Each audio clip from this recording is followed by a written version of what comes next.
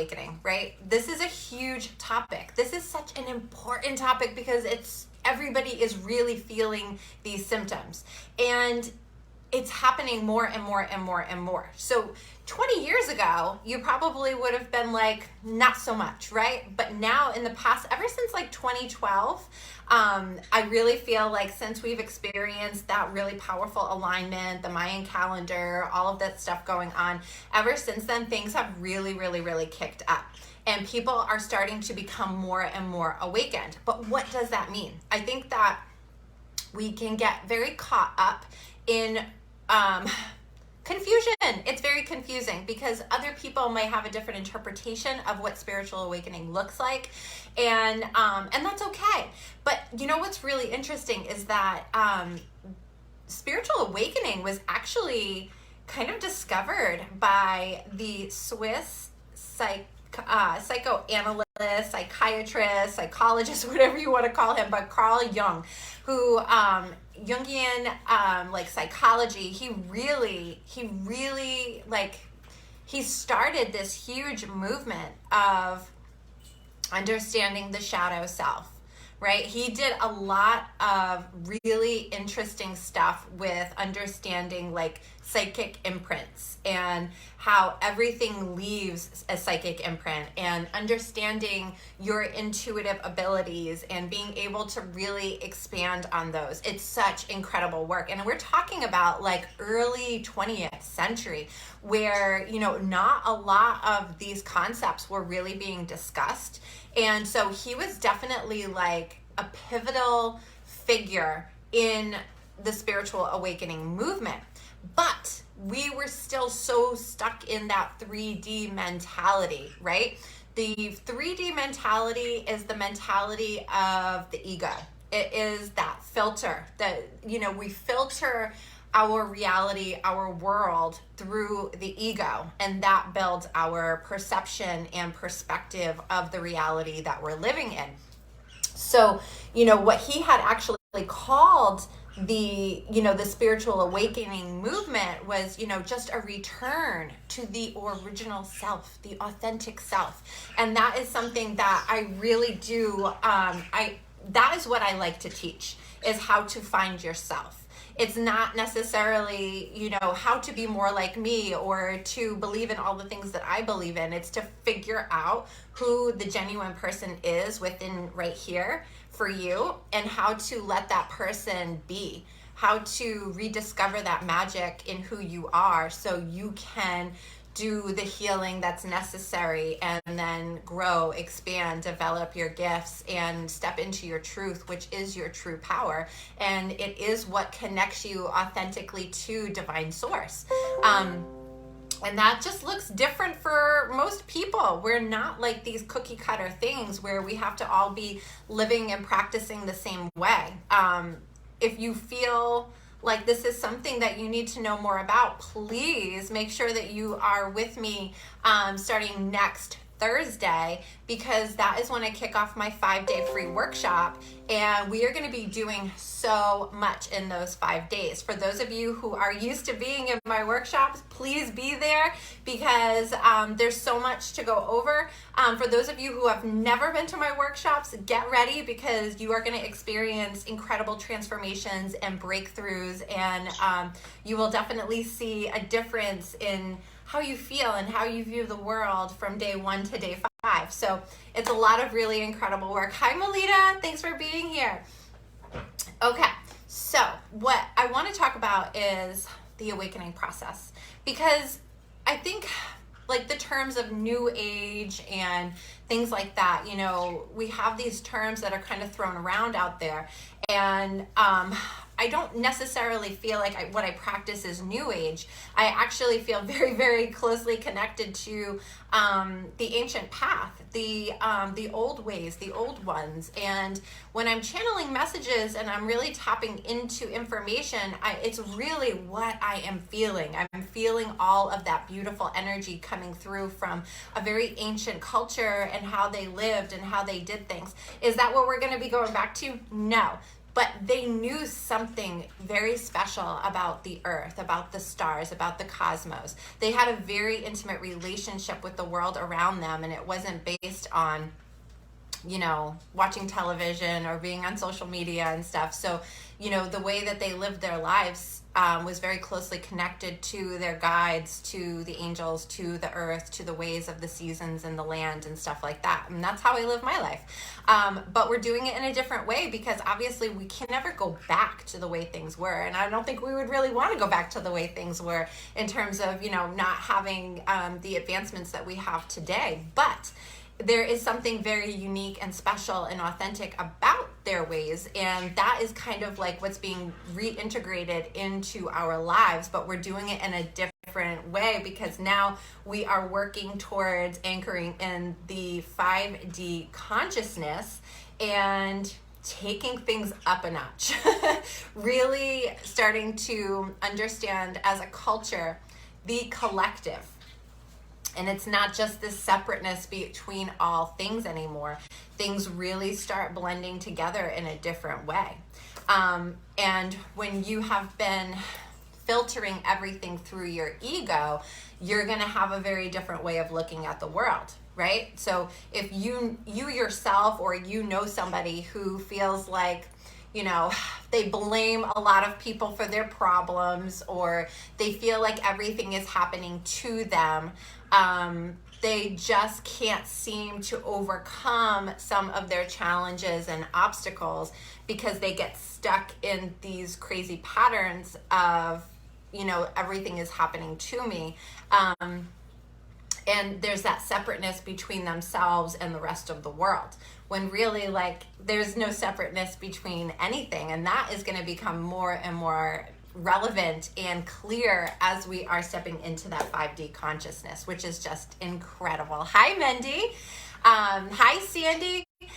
So in our domestication process is basically from the time that we're a toddler up until I don't know. I don't want to say until you're 18 and move out of the house. Your domestication process is really just when you start learning things from the people that are raising you. So domestication is, when you are basically learning more about your ego and duality. And the ego, again, I've said this many times in other videos, how the ego just really wants to protect the I. I is very important. Me, I want to protect me. I want to eliminate all aspects of suffering for me. And in the domestication process, you learn the duality of things. Yes, no, right, wrong, good, bad, which, it's not to say that that's wrong, because that's how we teach our children, right? That's how I taught my children as well, is, if they're going towards something, if they're going to grab a hot panhandle off the top of the stove, I'm going to say, oh my gosh, no, don't do that, right? That's bad. We don't want to do that. We will get into different teachings as time goes on, but this is what we know. This is how we were taught. This is how we were raised. This was based on our own domestication process as well. And a lot of things that happen when we're raising children, they could be kind of scary. So we don't necessarily have the opportunity to explain everything as we're going through it. We're just like, yes, this is good. No, that is bad. That's wrong. That's right. So this is not to blame our parents for raising us this way. That is how we learn, right? But it also is how we establish the shadow. That because we learn that certain behaviors are wrong, they're undesirable, they're not going to receive reward. And so that's when we start creating that shadow, and we're like, get out of here, we don't want you around because you equal some sort of a negative response, reaction, or reinforcement, and we want to avoid that. So, and we'll definitely get into more shadow stuff and inner child stuff next week during the workshop. But those are the concepts that shape our lives. It shapes our outlook on the world. And that's how, like I said, that filter, that lens of the ego, it's how we are perceiving the world around us. If you were able to kind of, if you noticed the post from the other day, that was about, our perception. Actually, I think that was an email I sent out in a newsletter. And if anybody isn't getting newsletters, please just send me your email and you will be on my newsletter list. but it was really about how our perception shifts our reality. So you all have the ability to reshape your perspective, reshift your perception to create a whole new reality for yourself. And it's such a powerful process. It's so empowering, but the awakening process is core shaking.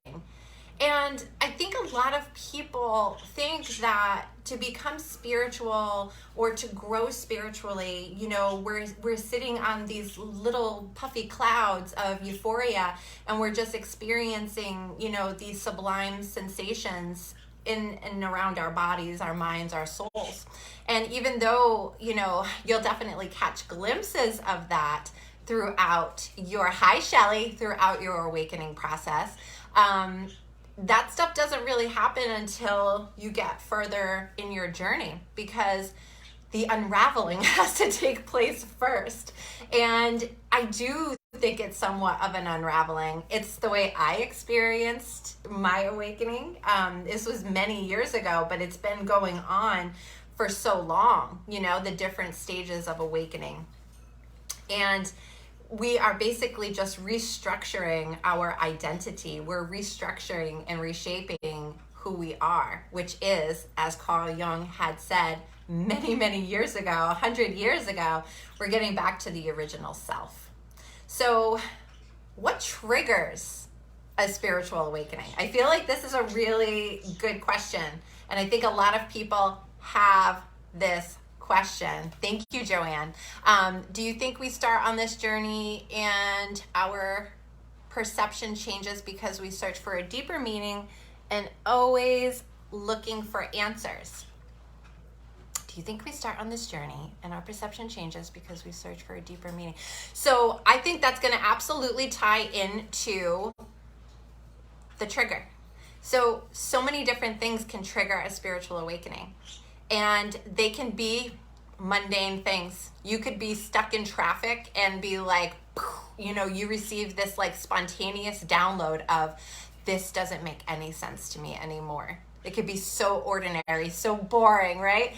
It could be something that, it doesn't always have to be catastrophic, is basically what I'm saying. But typically it will be something rather life-altering that occurs. And this can be a life-threatening illness for you or a loved one. It can be divorce. It can be the death of a loved one. It can be a near-death experience. It can be a car accident. It can be a pandemic. I feel like so many people were heavily triggered last year. Raise your hand or throw it in the comments if you feel you were triggered into either the initial phases of awakening or the next phase of awakening in the year 2020. Because I know for me, it really meant like I was taking everything to such a new level. You know what I mean? Like I wasn't supposed to exist on the level that I was functioning at any longer. My angels, my guides, everything was like, nope, cancel, clear, delete. We're done with this. Shift out, clear it, release it, heal it, let it go, and be ready to step into something that is going to require faith and hope and boldness and, stepping into the void. You have to trust. And that is what I did. That's when I started my business, which is almost, my company will be a year old in September. So I feel like last year was just I had so many pivot points, right? And that's what most of you have probably experienced as well. No, Sean, it's not necessarily pretty. It doesn't feel like this gracious thing that we're like, oh, what a blessing. At first, it feels like, whoa, like the ground is shaking underneath you. It feels like your guts are being ripped out. It's emotional. You feel like your life is being torn apart. It is like that's what I call it, unraveling. It is the unraveling. Because when you're living in your regular, normal existence prior to whatever triggers your awakening process, you're probably like this really tightly wound ball of yarn, right? Where everything has a place. Everything is supposed to function a certain way. There's routine, there's structure, there's expectation, there's some sort of organization to like whatever is going on in your life, your relationships, your job, your marriage, your family, your children, your home. Everything functions a certain way. You get your oil changed in your car, you know, you go to church, you do all these different things. And then all of a sudden you have like this, whoa, what the F is going on? I don't feel like myself. So who is it? Because which version of you is the real version, right? Throughout the domestication process, we are shaped by our environment. We're shaped by the people that are shaping us. And we reach a point where we question who that person is. Who is the self? Who am I? What am I doing? And it's troublesome because there's nothing convenient about it, you know?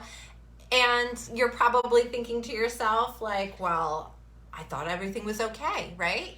Or maybe you're thinking to yourself, I really needed a change, but I didn't think it was going to happen like this. It happens a little differently for everyone. And that's okay. And so what I want to do is I want to go over some of the symptoms that occur during the spiritual awakening process. Okay, Joanne, let's see what you got, girl. It's like that tower moment triggers most of us to question life. As I said before, since mine, it's hard to find my place to fit in.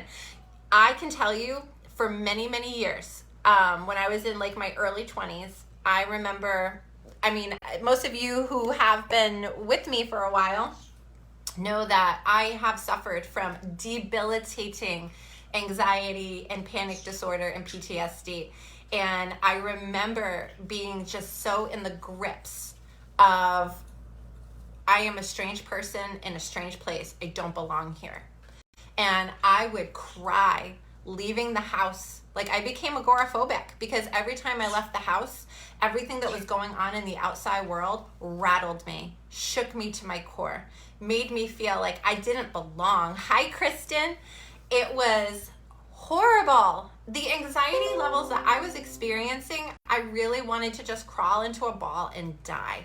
And I felt like I wasn't going to ever be able to come out of it because I had done so many things. I had seen doctors, I had seen therapists, I had done so much work in trying to overcome the debilitating anxiety that I was experiencing.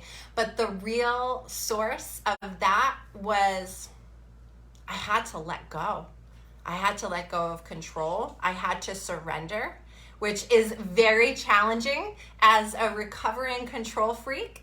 And there's reasons why I am a recovering control freak, because I have always, because of the PTSD, I always felt like I had to manage situations to meet my expectations so that I wouldn't panic.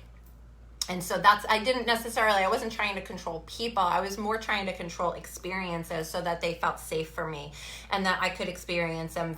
I could experience things and also still feel safe and protected, and that something bad wasn't going to happen to me. Because literally every time I stepped out the door, I felt like the rug was going to be pulled out from underneath me, that I was going to fall down into this like crazy chasm of darkness and doom and gloom, and it was going to be just horrible. Okay. So Debbie Reamer, I refer to 2020 as the shining year. That is awesome. I love that.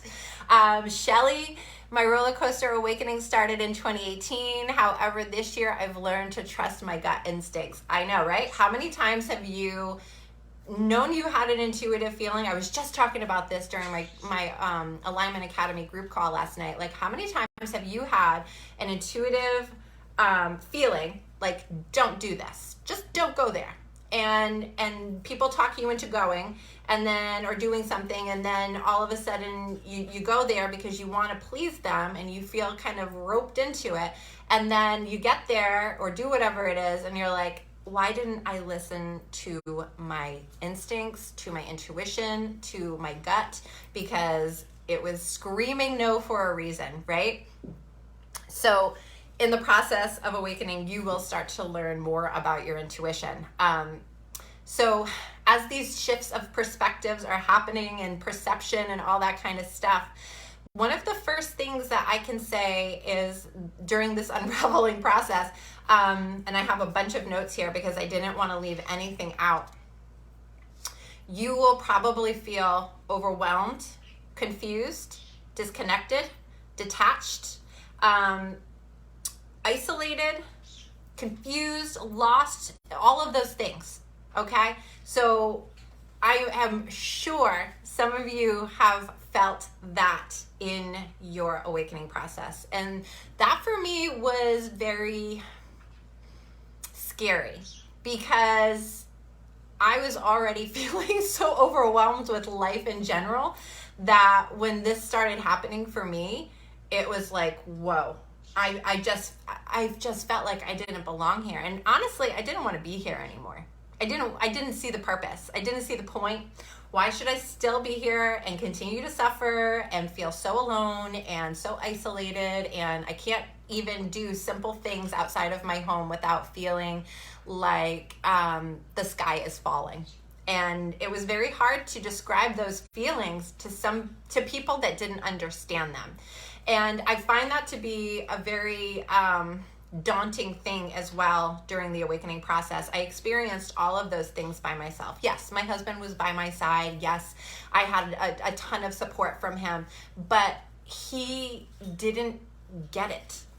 He wasn't experiencing the same things that I was experiencing. And so even though he was supportive, I felt like I was talking a different language. Like I was trying to explain things that made literally no sense to the person that I was talking to. And I had said this to doctors, therapists, family members, friends, coworkers, and people would kind of, like the dog when they tilt their head and they're like, that's the response I was getting pretty much across the board. Nobody could get it. And so that feeling of isolation and feeling alone was really exacerbated. It was a very scary time for me. In addition, you will start to question and reevaluate your belief system. And, this goes across the board. Are you feeling it in your job? A job that you thought like would be the best thing, and now all of a sudden you're like, this isn't really doing it for me anymore. I don't feel like I belong here. And, I don't want to do this anymore. I want to do something else that feels more fulfilling to my soul. And that's what I notice a lot too. Like for me, my degree's in nutrition. I was practicing full-time as a nutritionist. I was also offering like Reiki sessions and doing meditation classes and stuff. But it still wasn't like, I wanted more. I needed more. There was more that my soul was like craving and really hungry for. So I had to really make things happen. And it was scary because, again, my husband was like, you always wanted this job. Why are you now saying that you don't want this job anymore? Like you worked so hard to get your degree. You worked so hard to get to this place. And now you're like, I don't really want to be here anymore. And so I couldn't really justify it because it's not based on, well, I wasn't making enough money. Well, I don't like my coworkers. Well, my benefits suck. It really didn't have anything to do with any of that. It was that I was going into work and leaving work feeling, for the most part, unfulfilled. I was happy that I was able to help people in changing their lives, to get healthier and to reach their goals and stuff like that. That's always been fulfilling to me, but I felt like I had like this wall, like there was so much more that I was supposed to be doing, and it always stopped at, what my job description was. That was my job description. That's what I did. And then outside of that box, I didn't really have anything else going on. So I had to make some big decisions, and I did. And again, my husband was like, oh my gosh, Renee, like, what are you doing? Why are you doing this to me? You're stressing me out. And I told him, I said, you know what? Fortune favors the bold. Just trust me and I will figure this out, and everything's going to be okay. We're not going to miss a mortgage payment. We're not going to like go hungry and be starving on the street. Our kids will still have clothes to wear. You got to trust me and let me do what I need to do. And he did. He didn't really have a lot of choice in the matter. But he was very supportive, and here I am now. But it's been a process, guys. Again, synchronicities, angel numbers, deja vu, these are all parts of your spiritual awakening as well. When you start seeing the synchronicities, when you are thinking, yes, fortune favors the bold. One of my favorite quotes, I don't even know who originally came up with this quote, but it was literally my mantra when I left my industry and went into business for myself. Fortune favors the bold. I feel you're not a nice, I feel, oh, you're so proud. Thank you. I've worked very hard to get to where I am right now. It certainly did not happen overnight, and it wasn't magically placed in my lap. So I'm very grateful for what I've been able to accomplish. But these synchronicities, these deja vu experiences, they're very powerful. And I feel like if you're not used to experiencing them, they can feel like, whoa, what's going on? You start to question your reality. You start to wonder, am I going crazy? Am I absolutely nuts? Especially if you bring these things up to people who are so not on that wavelength, because not everybody's going to be on this wavelength. That's why it's so important to have this group where we can connect and support each other and understand each other and learn from each other, because not everybody in your world is going to understand this, and that's okay. But you'll start to notice that you'll be thinking of someone, and then they're going to call you or text you 10 minutes later. You'll be thinking of someone and you're going to bump into them, at Starbucks. There's going to be these synchronicities, or you'll be thinking something and somebody says it 2 minutes later. So these weird synchronicities start happening, and it's this expansion of consciousness. That is really what this spiritual awakening is. It's the original self. It's the expansion of consciousness. It is the hyper awareness of the world and the universe around you that didn't really exist within you at that time because of that filtered lens you were viewing the world from. Okay. Even if you are used to them, they can catch you off guard. Exactly. All of these things can catch you off guard. And as you continue to progress, they can still catch you off guard. I am still caught off guard sometimes when I lose time, and I feel like I jump dimensions. And it's somewhat altering, because I have to work very hard at staying grounded. And it's not easy for me at all. And it can be very frustrating, because it alters my memory and my communication skills. And I am not a huge fan of that aspect, because it can be somewhat frustrating for other people if I am not, it may seem like I'm not paying attention, but that's not true at all. I'm not living in the same reality, I guess, as sometimes other people are. So it's something that I have to also work very hard at, is making sure that I pay attention, make sure that I have to write everything down, everything goes in my calendar, because I may forget what's going on because I'm doing other stuff somewhere else. Okay. In addition to your synchronicities, your angel numbers, your deja vu, we are looking at more heightened intuition. We're looking at more interest in the spiritual realm.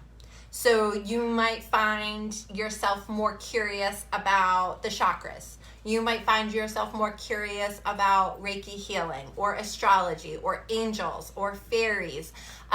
You're just going to feel like you're gravitating towards other things that you necessarily weren't gravitating towards before. And it's going to feel new to you, Maybe you always felt like you had a connection to crystals, but you never felt like it was something that you could explore before. And now you're like, well, I have to do this now. I have to learn more about crystals. I have to learn more about reading tarot cards or oracle cards, or, I have to understand the phases of the moon, because I just have this extraordinary gravitational pull towards these things, and I'm not going to ignore it anymore. Your priorities will shift. That is a huge one. And I feel like this definitely like, I feel like this places a lot of fear in people. You know, the fact that your priorities are shifting, the fact that your relationships don't look the same, that, you know, the same way that they did before. It's okay. I remember being kind of resistant.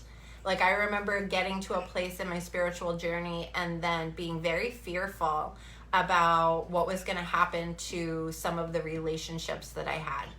And like, well, what if I don't want to hang out with that person anymore? What if I don't want to do the same things that we used to do? You know, there's a fear of like, what if? It's the fear of the unknown. Melita, have you ever done tarot cards on yourself? Oh yeah, I actually did my cards yesterday. Because coming back from the trip, I just felt so scattered, and it's been very challenging to get back into my routine. And my dogs were, they were boarded for 8 days. And so my dogs have experienced some like digestive issues since they've been back. I think they've just been kind of rattled from the whole experience. They're fine, they're safe, they were very well taken care of, but I think the back and forth really rattled them. The kids getting back into their routine, me getting back into mine, my husband, you know, it's the entire household. So I noticed that yesterday I was feeling very scattered, and it was frustrating me because I was like, oh my gosh, like I have all of these things to do and I don't have time to be scattered right now. Got something in my eye. Son of a gun. And so I was like, you know what? I just need to like hit the pause button, and I need to just do my cards and see what's going on. Get some insight to myself right now. Because, you know, even though I can do that for everybody else, I also need to be able to do that for myself from time to time to make sure that, you know, whatever challenges I'm facing, I can overcome them. I have to be able to isolate what the challenges are first. So I did my cards yesterday, and it actually made me feel a lot better, because it did give me the insight that I needed to understand like where I am, what my challenges are, what I need to overcome, and, you know, the possible outcome of the whole scenario. So I have to caution everybody who does their own cards, though, that like, you know, your own situation. So there's an element of bias there. And I joke about like, if you pull the Tower card, usually I'm like, whoop, time to reshuffle, because not everybody's so thrilled to receive the Tower card, because it means that things are starting to kind of deconstruct around you. And it's a very positive card in terms of like, you have the opportunity to kind of rebuild your life. But I feel that for most tarot readers, we have kind of like this inside joke about the Tower card, because it does mean things are going to be kind of unraveling. Kristen, girl, I spent over $200 on some Tesla plates because I was curious. Ooh, I want to know about Tesla plates. I am going to have to do a little research on that. I've never heard of Tesla plates, but that sounds really interesting. I remember when you introduced me to the world of crystals. Of course, right, Shelly? If you guys could see my desk and my shelves and my room, I mean, it is crystal overload. And when I pack, my gosh, when I was leaving town, I was packing like my big chunks of black tourmaline so I could grid the hotel room. I've got selenite, I've got rose quartz for the funeral services. I've got all these things, and I bring crystals for other people that I thought, you know, they might need these. I packed crystals for my sister. Crystals are incredible. So when you are noticing these really big changes in your relationships, I feel like it is an instinctual thing to like kind of freeze up and be like, ooh, I'm kind of afraid of what's going to happen if I don't have these same relationships or these same priorities. Hush up, my dogs. And that's okay. I feel like you have to trust the process. You can still be kind, you can still be courteous, but your life isn't necessarily going to feel the way that it did. And that is a process. I don't think it happens overnight where, well, sometimes it definitely can, where all of a sudden you see somebody texting you and you're like, ugh, I don't really want to talk to that person. Like you just instantly get this feeling of, I don't want to deal with this. And I feel like those start the initial sequences of change, because you're going to feel like, I don't want to deal with this anymore. This doesn't fit what I'm trying to do with my life. And that means that you're changing.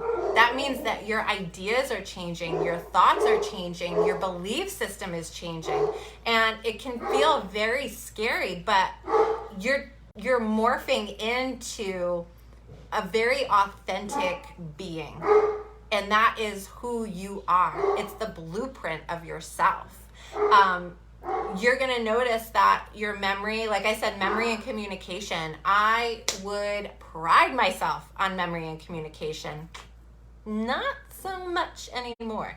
I have good communication skills and I do have a good memory, but I have to make sure that I'm really very proactive and action oriented when it comes to my memory and communication, because you will experience physical symptoms as well during the awakening process, which can be like fatigue, brain fog, lack of focus and concentration, headaches, pressure in your head, digestive upset, achiness in your body. You can experience a lot of, right, Shelley? It just blows. Not so good anymore. But you'll experience so many different like physical things that I don't know, they can be uncomfortable at times, like sleep disturbances, anxiety, worrying about things, feeling overwhelmed. Again, like just feeling nervous and anxious and like, whoa, I'm not connecting with everything around me the same way that I used to. Going certain places it's not necessarily going to feel like the same that it did before. And so you're like being reborn. This is like a rebirth, just as you were as a small child, learning how to integrate into the world around you and learning yes, no, right, wrong, good, bad. Now you're learning things in a different way. And it's not necessarily wiping the slate clean, but there will be things that don't fit in quite the way they used to. And that takes time to get used to, and that's okay.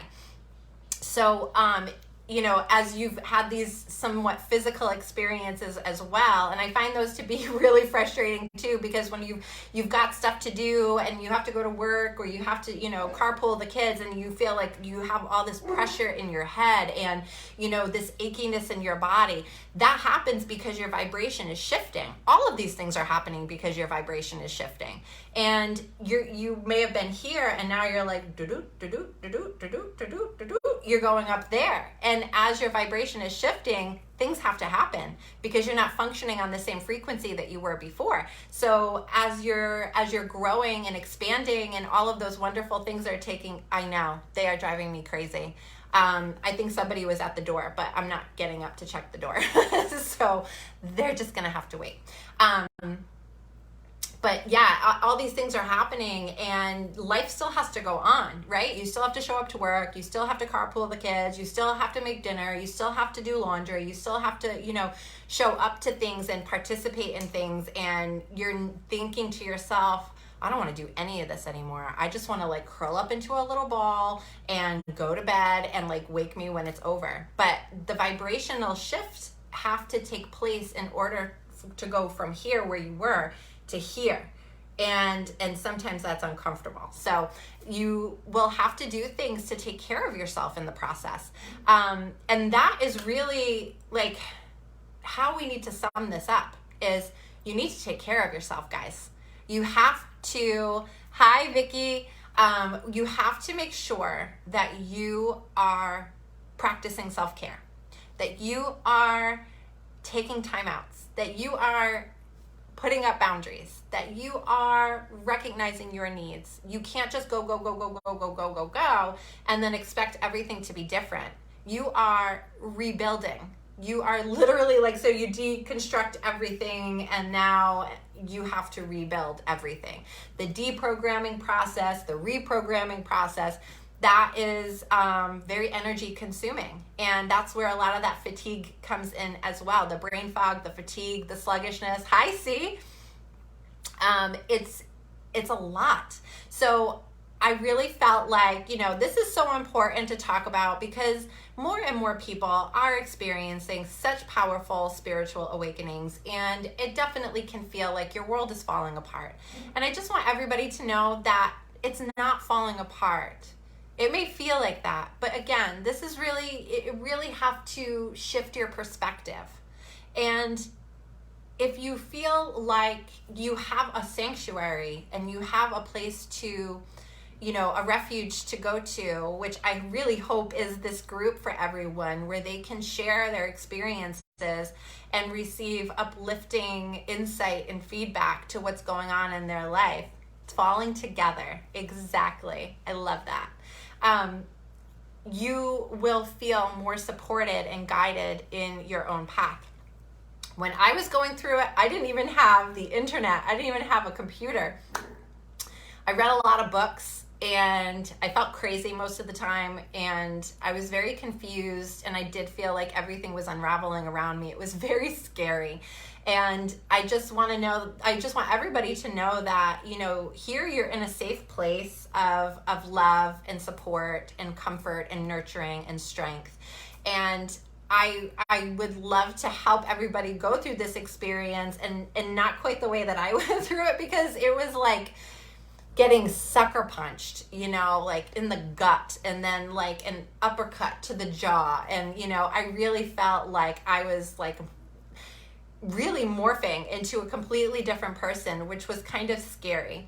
But I'm so glad that it happened, because I can't imagine living my life any other way. I can't imagine trying to fit into a society that I don't necessarily align to belief systems that I don't believe in, and to a way of living day to day that isn't suitable for my soul and for my spirit.